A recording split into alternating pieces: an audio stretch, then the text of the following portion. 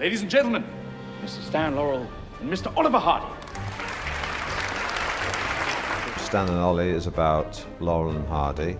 These two old friends who just happen to be the most famous comedy duo who have ever lived. The beautiful thing about this story was you go inside of their relationship and we try to capture like what happened to create that magic.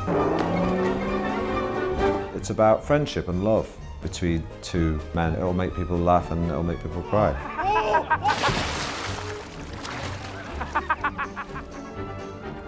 Here's another nice mess you've gotten me into.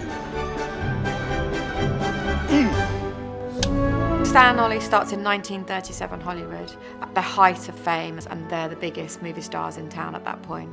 And we fast forward to 1953, and it's about them going on their last live British tour. It's been 16 years since they were at their peak. They haven't made a decent Laurel and Hardy film for a long time. It was tough for them. They started doing these theatrical tours. Out of necessity, they were broke and they needed to make some money. I am lonesome for you.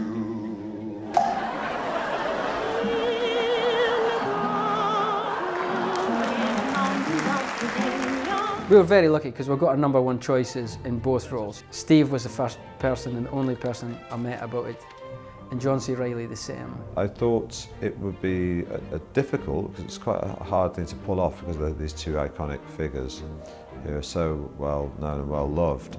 It's a big responsibility. Steve and I realized from the very beginning, well, there's no way to do this unless I really love you. And so we learned to love each other. Now he's a very good friend of mine, and that's what we hoped would happen, and he hoped would happen.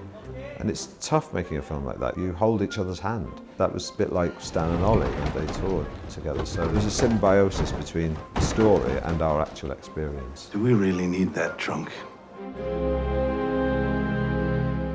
So the whole process of making Steve and John into Stan Laurel and Oliver Hardy was a long one, you know, particularly getting Hardy right, because there was a lot more prosthetic involved for John. There was the fat suit that had to be made, the facial stuff, there was contact lenses, there was wig. I mean, John spent 3 hours in makeup every day. It was unbelievable.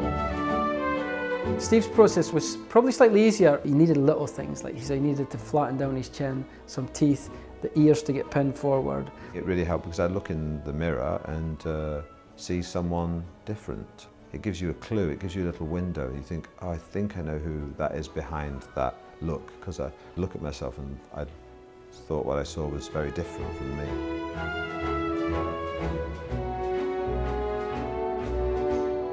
When they first walked out, it was kind of like a teary moment. All the crew were there and everybody just started applauding because it was just incredible. It would have been nice to say hello to my husband without immediately being pressed into one of your skits. We were lucky enough to work with Shirley Henderson and Nina Arianda.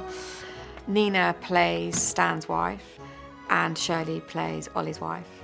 And they come along and they're their own sort of duo too. I've worked my entire life to get where I am. Well, hey, I had a job. Yeah, poo-poo, script lady. Well, how's your acting career these days? No. Yes. The reason why we didn't want to do a sort of relatively conventional biopic was we wanted to create something which new and old audiences could enjoy. Laurel and Hardy have huge fans around the world. They show that there's something timeless about certain kinds of comedy. The reason they stand the test of time is because they were utterly unique. It's a very universal story. It's about love, it's about friendship, you know.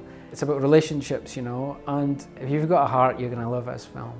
If you're a bit of a softie, you're going to love this film.